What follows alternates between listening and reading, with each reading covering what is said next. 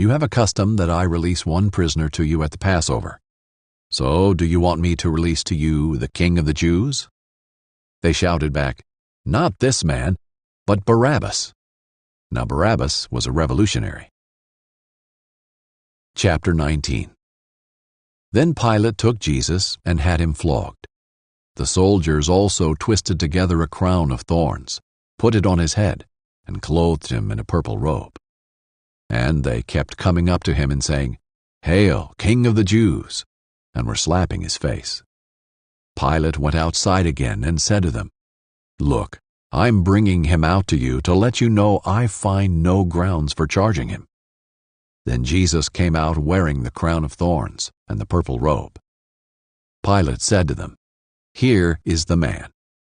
When the chief priests and the temple servants saw him, they shouted, "Crucify! Crucify!"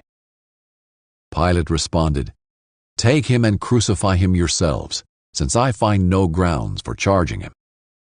"We have a law," the Jews replied to him, "and according to that law he ought to die, because he made himself the Son of God." When Pilate heard this statement, he was more afraid than ever. He went back into the headquarters and asked Jesus, "Where are you from?" But Jesus did not give him an answer. So Pilate said to him, "Do you refuse to speak to me?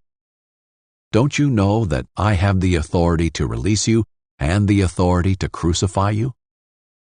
"You would have no authority over me at all," Jesus answered him, "if it hadn't been given you from above. This is why the one who handed me over to you has the greater sin." From that moment, Pilate kept trying to release him.